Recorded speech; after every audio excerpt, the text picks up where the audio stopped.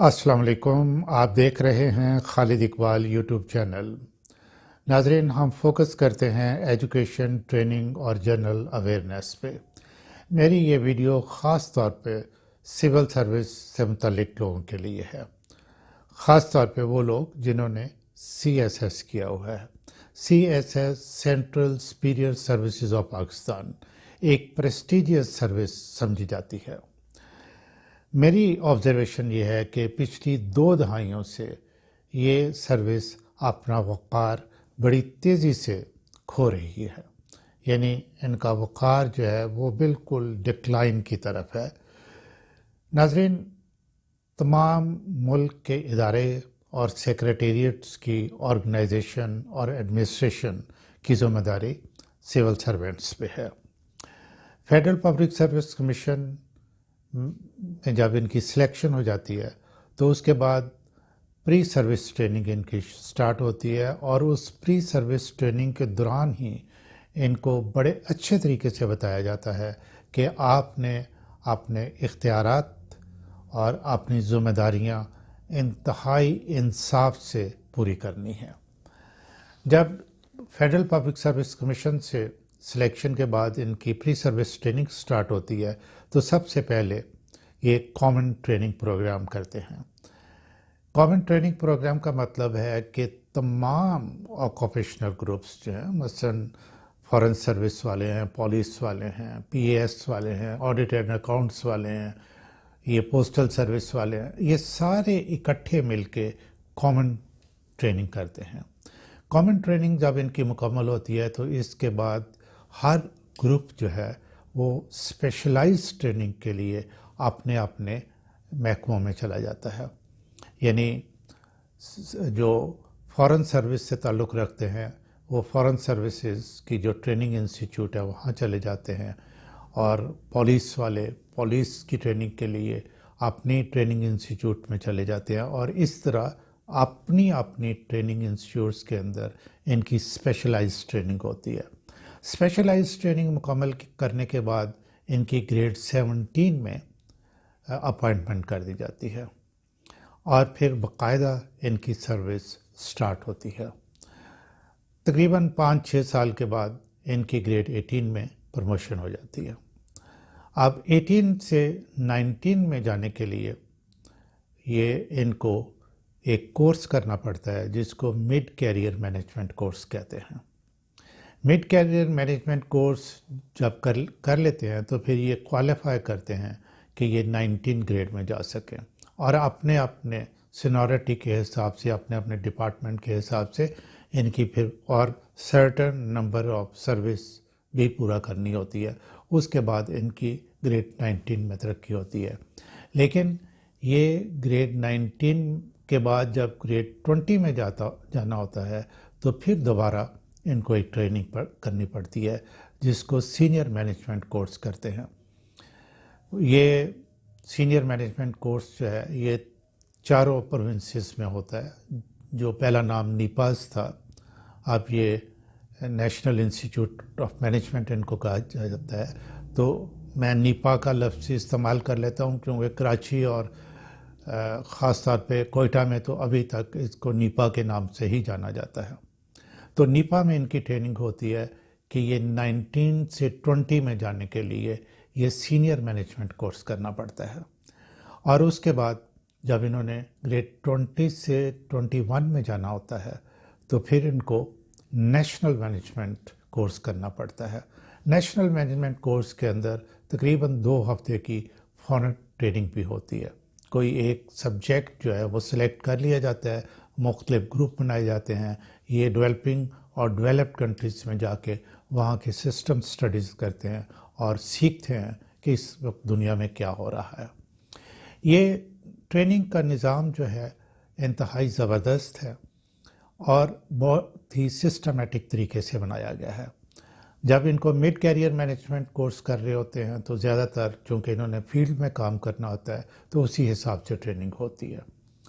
जब ये senior management course कर रहे होते हैं तो इन्होंने कुछ ने काम करना होता है फील्ड में, कुछ थोड़ा सा इन्होंने असिस्ट करना होता है सीनियर लोगों को, तो इसलिए मिली जुली ट्रेनिंग होती है। थोड़ा सा پبلک پالیسی کی بھی بات ہوتی ہے، لیکن زیادہ تر وہاں بھی ٹریننگ جو ہے وہ فیلڈ سے متعلق کام کرنے سے ہوتی ہے، اور جو بھی دنیا کے اندر لیٹسٹ ہو رہا ہے اور جو بھی پاکستان کے اندر چینجز ہو رہی ہیں، اور یہ ہر دفعہ جب کورسز ڈیزائن ہوتے ہیں ہر گروپ کے لیے اس کے میں تبدیلیاں ہوتی ہیں، لیٹسٹ جو کچھ ہو رہا ہے پاکستان کے اندر اس کے حساب سے، اور دنیا میں جو کچھ چینجز آ رہی ہیں وہ لیٹسٹ نالج جو ہے نا ان کو دیا جاتا ہے۔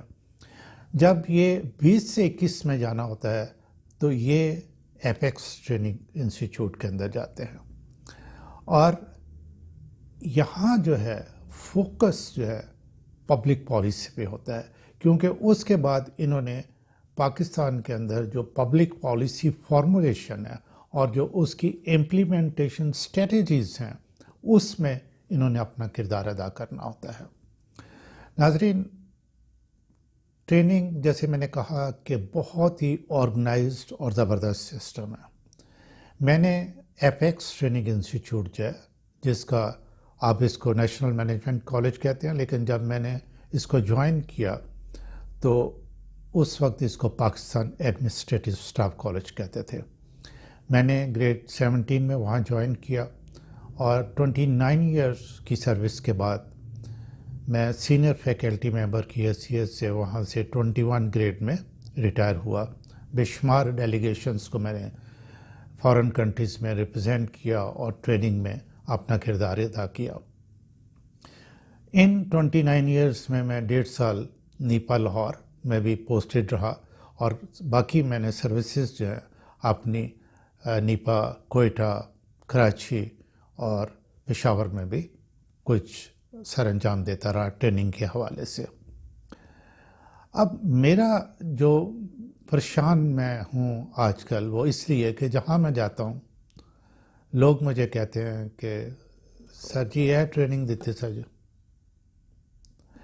یعنی میں اس چیز کو اب خود سے ایڈمٹ کر رہا ہوں کہ سول سروس کے جو لوگ ہیں ان کی جو معاشرے کے اندر ایک پریسٹیجیس سروس ہونے کی وجہ سے ایک جو وقار تھا اس میں ڈکلائن ہے، اور میں 29 ایئر سے ان کو ٹریننگ دیتا رہا ہوں، تو ظاہر ہے کہ میرے دل میں ان کے لیے سافٹ کارنر ہے، اور جب بھی ان پہ کوئی انگلی اٹھتی ہے تو آپ یقین کریں مجھے ایسے لگتا ہے کہ جیسے میرے دل کو جو نا کچھ ہوا ہے۔ اس لیے میں نے سوچا کہ میں یہ ویڈیو ضرور آپ کو بناتا ہوں۔ ناظرین، 25-30 سال پہلے آفیسرز، زیادہ تر آفیسرز جو تھے وہ بائی بک چلتے تھے، اور کسی سیاستدان کی جب وہ منسٹر بنتے تھے یا کوئی بھی پوزیشن لیتے تھے، کسی کی یہ جرت نہیں ہو سکتی تھی کہ یہ جو اپ رائٹ قسم کے آفیسرز ہیں ان کو کوئی غیر قانونی یا غیر آئینی کام جو ہے نا وہ کہیں۔ یہ ان کا ایک بہت رسپیکٹ تھی، بڑی ڈگنیٹی تھی، بڑا وقار تھا۔ میں نے خود اپنی آنکھوں سے دیکھا ہے اور آبزرو کیا ہے۔ جب میں ایز سینئر فیکلٹی ممبر ان کے ساتھ ان کی اسائنمنٹس کا سپروائزر ہوتا تھا یا ان کو کام کرواتے تھے، تو میں نے دیکھا کہ ان کے انٹلیکٹ کو کوئی بندہ ڈاؤٹ نہیں کر سکتا۔ زیادہ تر جو لوگ فیلڈ میں جاتے تھے ان کا پھر پڑھنے لکھنے سے ذرا تھوڑا سا، جیسے کہ پولیس سروس آف پاکستان کے لوگ تھے، یا کچھ جو ہے پی ایس کے پاکستان ایڈمنسٹریٹو سروسز جو ڈی ایم جی کے نام سے زیادہ پہچانا جاتا ہے، تو ان کے انٹلیکٹ میں کسی قسم کا کوئی شک نہیں ہے، ان کے علم میں کسی قسم کا کوئی شک نہیں ہے۔ کیا صحیح ہے اور کیا غلط ہے، کیا آئینی ہے، کیا قانونی ہے، کیا رولز اور ریگولیشنز کے مطابق ہے، یہ سارا کچھ ان کو معلوم ہے۔ لیکن اب کیا ہوا کہ انہوں نے ایسا کرنا شروع کر دیا کہ نہ آئین دیکھتے ہیں، نہ قانون دیکھتے ہیں، نہ پروسیجرز اور رولز دیکھتے ہیں، اور لوگ ان کی عزت کرنا چھوڑ گئے ہیں۔ میرے لیے یقیناً پریشانی کی بات ہے۔ پہلے ان پہ کرپشن کے الزامات لگنا شروع ہوئے، اور پھر میڈیا نے خاص طور پہ ٹیلی ویژن چینلز نے بھی بیٹھ کے یہ کہنا شروع کر دیا کہ یہی وہ لوگ ہیں جن کو کہ سارے راستے معلوم ہیں کہ کرپشن کیسے کی جاتی ہے، اور یہی جو ہے پولیٹیکل باسز کو راستے بتاتے ہیں کہ کرپشن اس طرح کی جا سکتی ہے۔ یہ اور بھی افسوسناک بات ہے۔ آپ ذرا ان 2 کلپس کو دیکھیں۔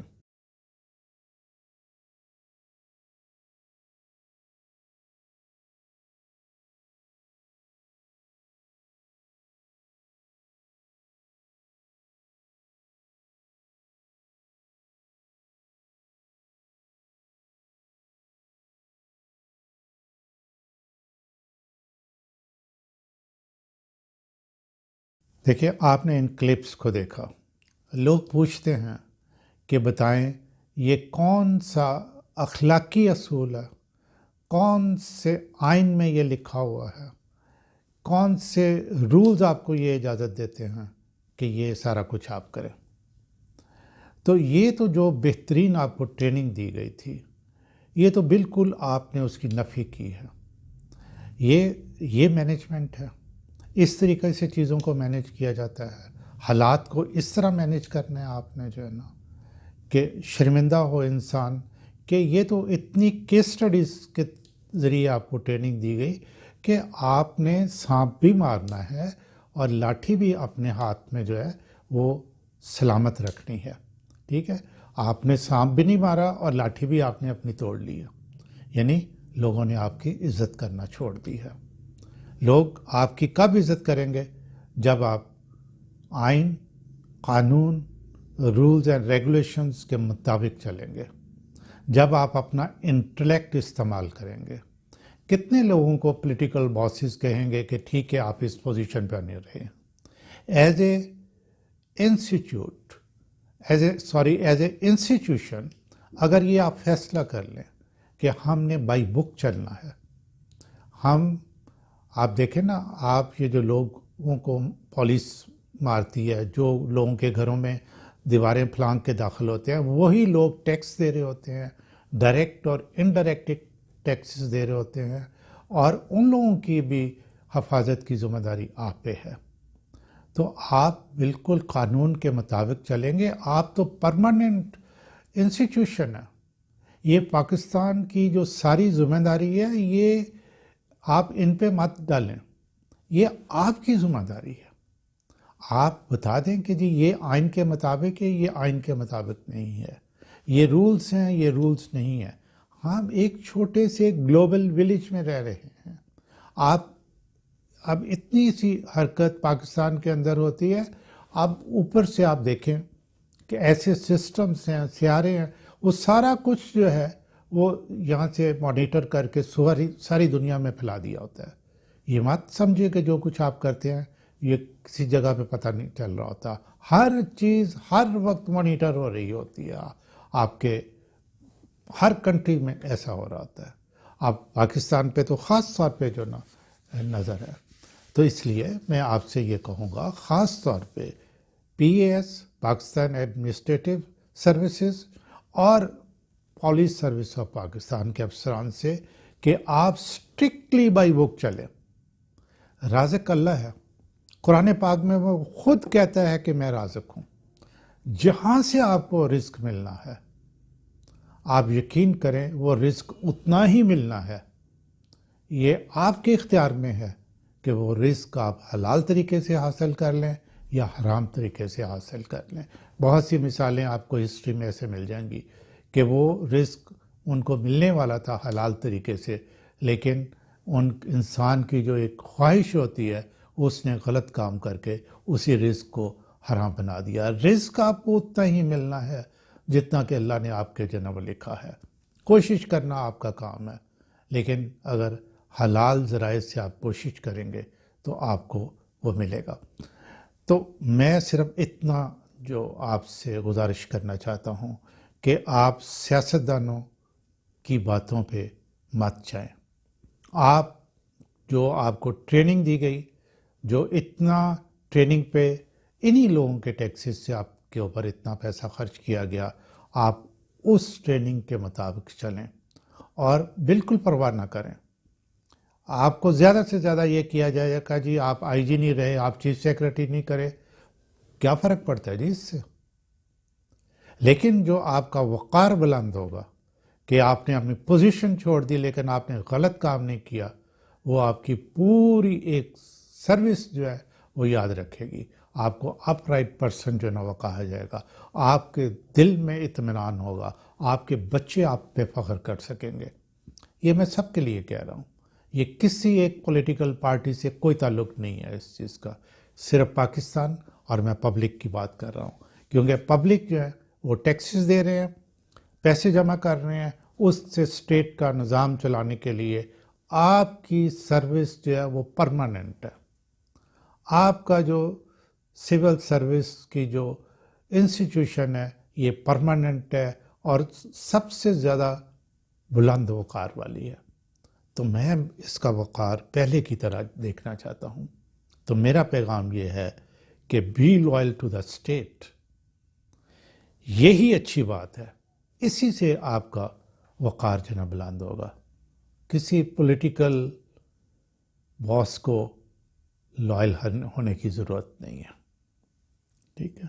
آپ کو جس چیز کی تنخواہ مل رہی ہے وہ یہ ہے کہ آپ اسٹیٹ کے ساتھ آپ کی لائلٹی ہونی چاہیے، پبلک سروس آپ کی لائلٹی ہونی چاہیے۔ امید ہے میری آپ ان گزارشات پہ ذرا غور کریں گے۔ اللہ آپ کا حامی و ناصر ہو۔ خالد اقبال کی طرف سے آپ سب کے لیے بہت دعائیں۔